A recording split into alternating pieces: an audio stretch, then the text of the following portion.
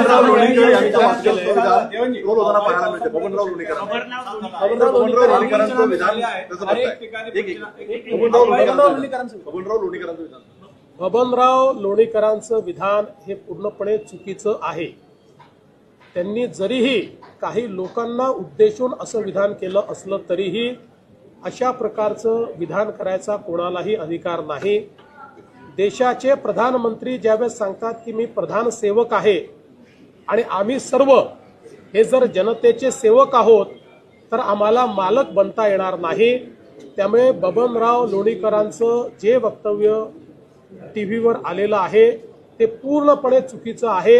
अशा प्रकारचं वक्तव्य देणं योग्य नाही. तशी समज ही बबनरावांना देण्यात येईल.